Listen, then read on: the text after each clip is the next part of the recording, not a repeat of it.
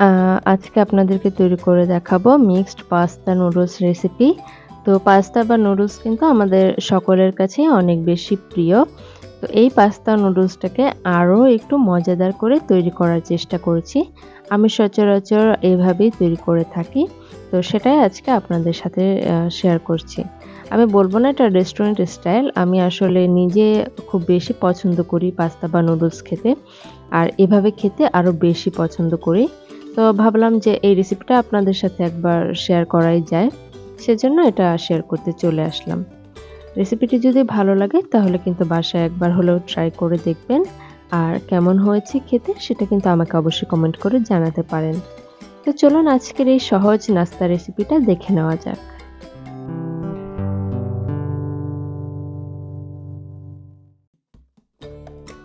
তো আজকের এই পাস্তা নুডলস রেসিপিটা তৈরি করার জন্য আমি এখানে ছোট, ছোট করে কিছু চিকেনের টুকরো কেটে নিয়েছি। আমি চিকেনের ব্রেস্ট পিসটা এরকম ছোট, ছোট করে একটু হলুদ, মরিচ আর লবণ মাখিয়ে রেখে দিয়েছিলাম।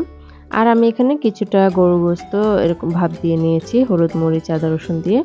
তো এই সবগুলো গোশত এখন আমি তেলে ভেজে নেব। আপনি যদি পাস্তা বা নুডলসে চিংড়ি মাছ অথবা একটু গোশত ব্যবহার করেন তাহলে কিন্তু এর স্বাদটা দ্বিগুণ বেড়ে যায়। শুধু ডিম দিয়ে খেলে কিন্তু ঐরকম স্বাদ আসে না যেটা আপনি মাংস ব্যবহার করলে পাবেন। তো চিকেন আর গরুর গোশতটা ভাজা হয়ে গেলে এখানে আমি একটা ছাঁকনির সাহায্যে তেল ছেঁকে উঠিয়ে নিচ্ছি। ওই একই তেলে আমি এখানে দিয়ে দিচ্ছি ২ টো ডিম। আপনারা ঠিক কতটা ডিম খেতে পছন্দ করেন বা কতটা পরিমাণে পাস্তা নুডলস রান্না করছেন সেটা পরিমাণ অনুযায়ী আপনারা ডিমটা দিবেন। তো ডিমটাতে উপরে আমি অল্প একটু লবণ ছিটিয়ে দিয়ে এভাবে গুঁড়ো, গুঁড়ো করে ভেঙে ভেজে নিচ্ছি। আর চেষ্টা করবেন নুডলসে অবশ্যই একটু বেশি করে ডিম ব্যবহার করতে, তাহলে কিন্তু খেতে ভালো লাগে। তো ডিমটা ভাজা হয়ে গেলে আমি এটাকে এখন তুলে রাখছি। অপর একটি চুলায় আমি অপর একটি পাত্রে দিয়ে দিয়েছি পানি। তো পানিটা বয়েল হয়ে আসলে সেখানে আমি দিয়ে দিচ্ছি এরকম ১ বাটি মিক্সড পাস্তা। আর দিয়ে দিচ্ছি কিছু পরিমাণে এরকম স্টিকি নুডলস, লম্বা নুডলস। তো আর এখানে আমি দিয়ে দিচ্ছি ভালোভাবে সেদ্ধ হওয়ার জন্য সামান্য একটু লবণ, খাবার লবণ। তো এই পাস্তা আর নুডলসটা আমার সেদ্ধ হতে সময় লাগবে প্রায় ৭-৮ মিনিট। সেই ৭-৮ মিনিটে আমি এখানে পাস্তা নুডলসের জন্য যে সবজিটা সেটা তৈরি করে নিচ্ছি। চুলায় একটা প্যান বসিয়ে তাতে রান্নার সয়াবিন তেল দিয়ে তেলটা হালকা গরম হয়ে আসলে সেখানে দিয়ে দিচ্ছি আদা ও রসুন কুচি এবং পেঁয়াজ কুচি। আপনারা দেখবেন রেস্টুরেন্ট স্টাইলে যদি নুডলসটা তৈরি করতে চান বা চাউমিন বা এই টাইপসের কিছু তাহলে অবশ্যই আদা ও রসুন কুচিটা দিবেন। এতে কিন্তু দারুণ একটা ফ্লেভার আসে। তো আদা, রসুন ও পেঁয়াজটাকে আমি একটু ভেজে নেব।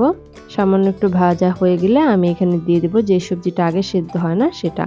আমি এখানে দিয়ে দিচ্ছি মটরশুঁটি। আর আমি আজকে বিভিন্ন ধরনের সবজি ব্যবহার করে নুডলসটা রান্না করব। চেষ্টা করবেন ঘরে থাকা যেকোনো সবজি ব্যবহার করতে, তাহলে কিন্তু নুডলসটা খেতে ভালো লাগে। আমি এখানে দিয়ে দিচ্ছি কিউব করে কেটে রাখা একটা টমেটো। টমেটোটা দিলে কিন্তু নুডলসটা আরো বেশি টেস্টি হয়। তাই চেষ্টা করবেন অবশ্যই টমেটোটা ব্যবহার করার জন্য। তো টমেটো আর মটরশুঁটিটা সামান্য একটু ভেজে নেবার পর আমি এখানে দিয়ে দিচ্ছি স্বাদমতো একটু লবণ। এরপর আমি দিয়ে দিচ্ছি ক্যাপসিকাম কুচি। এখানে আমি আজকে গ্রিন ক্যাপসিকামটা ব্যবহার করছি। দিয়ে দিচ্ছি শসা কুচি এবং দিয়ে দিচ্ছি গাজর কুচি। এই সবগুলো উপকরণ দিয়ে এবার আমি ভালোভাবে নেড়ে-চেড়ে সবজিটাকে ভেজে রান্না করে নেব।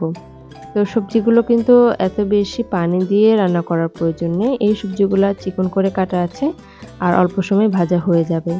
তো এখানে আমি একটা মসলা ব্যবহার করছি। আমি এখানে ম্যাগি স্বাদে ম্যাজিকের মসলাটা দিয়ে দিচ্ছি। এটা দিয়ে এখন আমি ভালোভাবে নেড়েচেড়ে সবজিটাকে কিন্তু ভেজে নেব।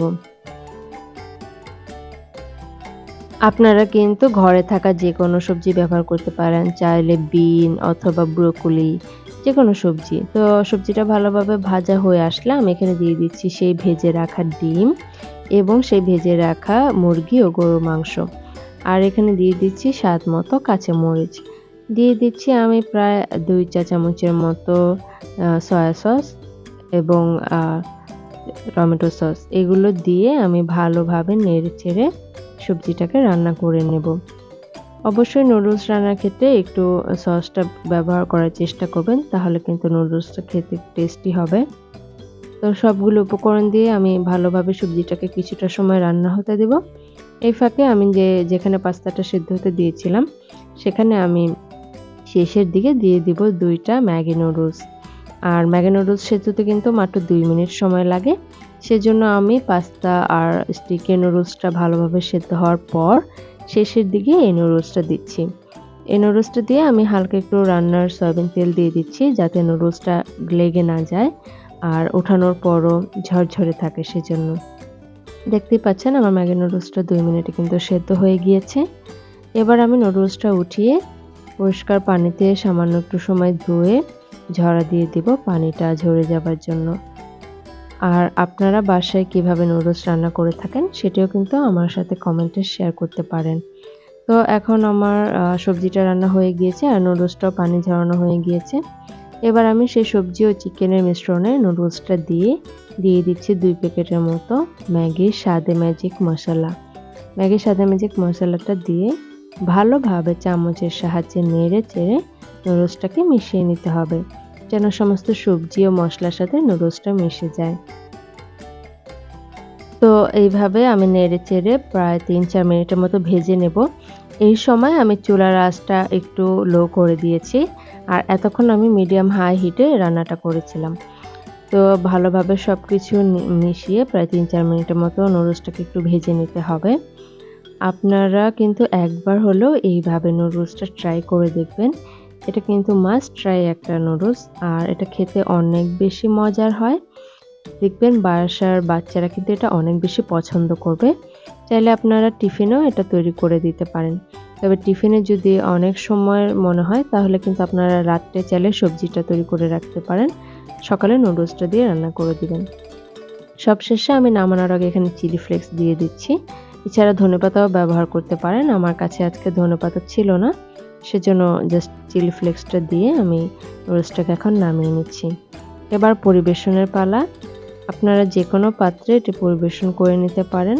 আর সন্ধ্যার নাস্তা হিসেবে অথবা অতিথি আপ্যায়নে ঈদ আয়োজনেও কিন্তু আমরা নুডলস রান্না করে থাকি। তো একবার হলেও এইভাবে মিক্সড পাস্তা নুডলস ট্রাই করে দেখবেন। এটা কিন্তু অনেক বেশি মজার হবে আর সবাইও খেতে খুব বেশি পছন্দ করবে।